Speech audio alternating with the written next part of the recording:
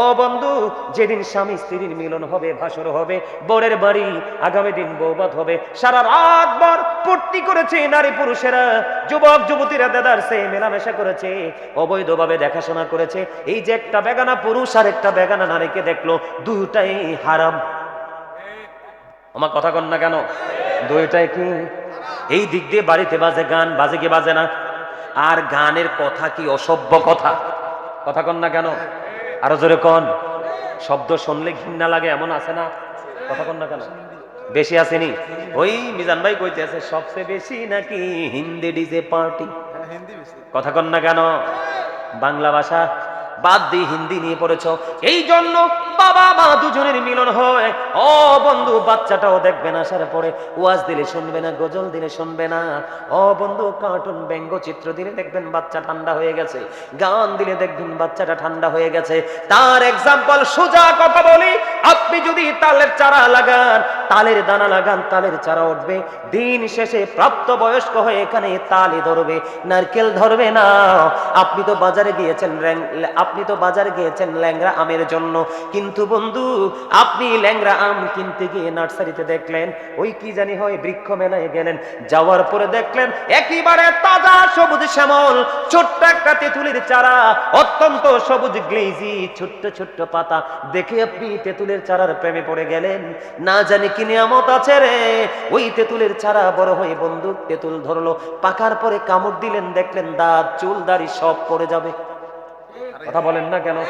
আরো জোরে। আপনি তো গিয়েছিলেন ল্যাংড়া আমের চারা আনতে, কারণ আপনি মনে রাখেন তেঁতুল গাছের চারা কিন্তু পরিপূর্ণ হয়, দেখতে অপূর্ব সুইটেবল হয়। দেখছেন নি তেঁতুলের চারা? ছোট্ট ছোট্ট পাতা হয়, অত্যন্ত সুন্দর থাকে তেঁতুলের চারা। আর ল্যাংড়া আমরা অত্যন্ত সুস্বাদু, কিন্তু চারার মাথায় থাকে, বডিটা থাকে অত্যন্ত খসখসে, দুইটা চারটা পাতা থাকে, আসলে ভিতরেই তো মজা। ঠিক তেমনি ভাবে আপনি স্বপ্ন দেখেন আপনার ছেলেকে কোটিপতি মেয়ে বিয়ে করাবেন, মেয়ের বাবা স্বপ্ন দেখে আমার মেয়েটাকে কোটিপতির ছেলের কাছে বিয়ে দিব।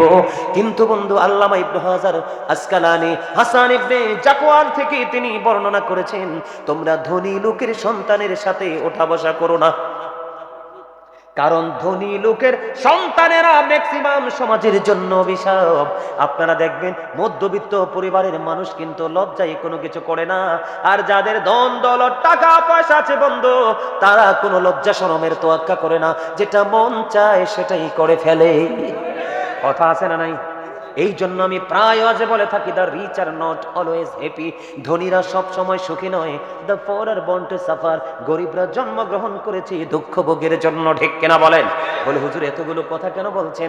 এতগুলো কথা বলার কারণ হলো আমি আমার আসল জায়গায় চলে যাচ্ছি। বন্ধু বন্ধু ধনী লোকের ছেলেরা পর্দার তোয়াক্কা করে না, ধনী লোকের মেয়েরা পর্দার তোয়াক্কা করে না। করে কি করে না?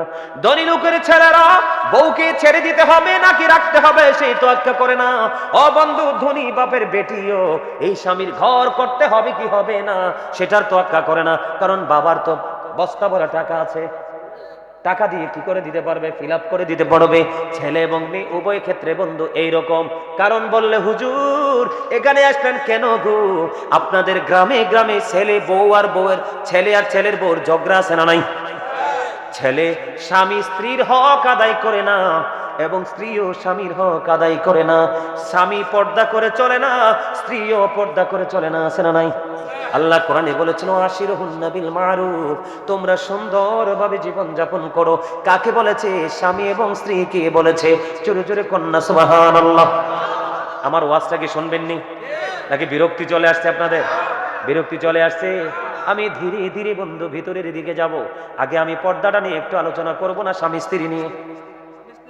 স্বামী স্ত্রী ঠিক আছে, জামাল কইছে স্বামী স্ত্রী নিয়ে ওয়াজ করতে। আগে স্বামী স্ত্রীর ওয়াজে চালাই। ইসমাইল কি কও? সবুজ কি কও? হ্যাঁ, আগে স্বামী স্ত্রী। হ্যাঁ আচ্ছা, আমার চাচাও কইছে স্বামী স্ত্রী।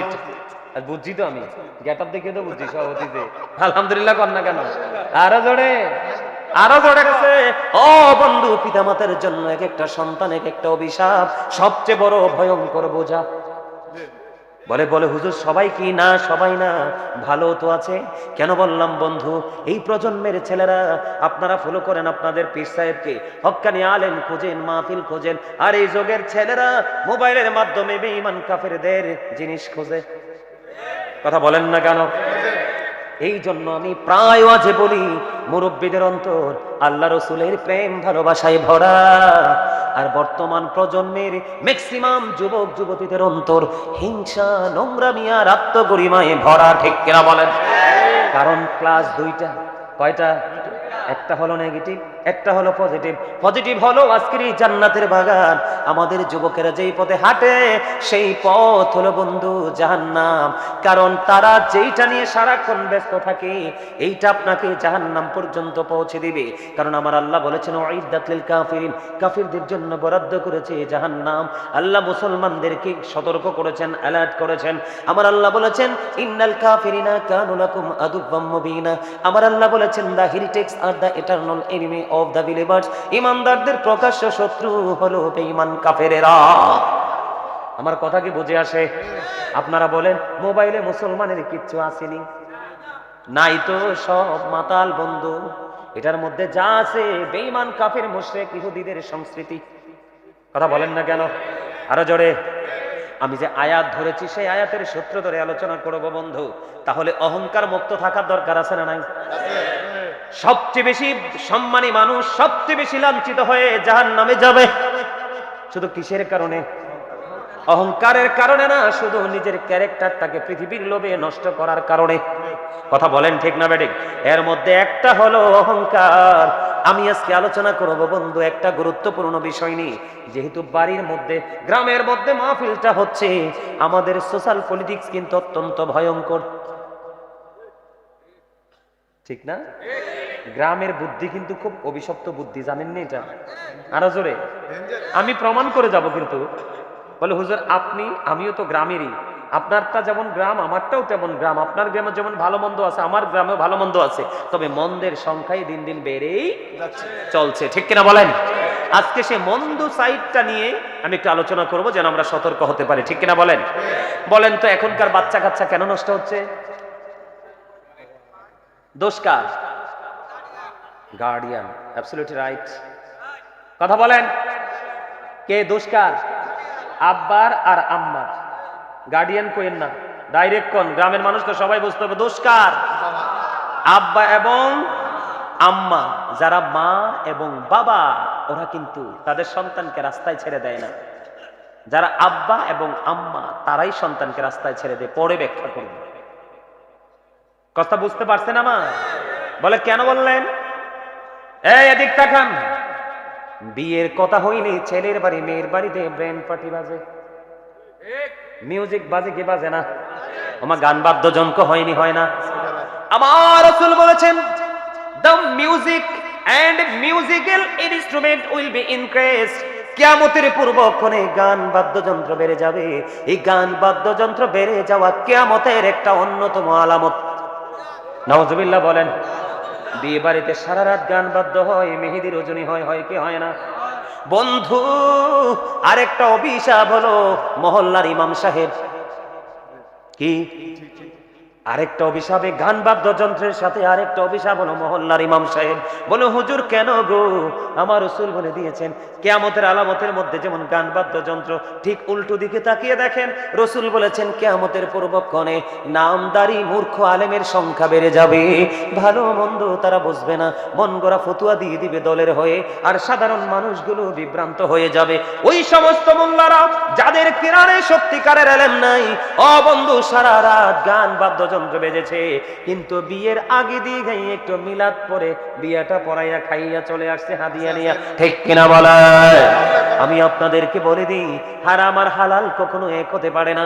যেই মজলিসে গান বাদ্যযন্ত্র হয়েছে বন্ধুরি আমার, সেই বাদ্যযন্ত্রে কোনো ইবাদত করা যাবে না। কথা কি বুঝছেন আমার? এখন মেয়ের বাড়িতেও বাজলো গান, ছেলের বাড়িতেও বাজলো গান।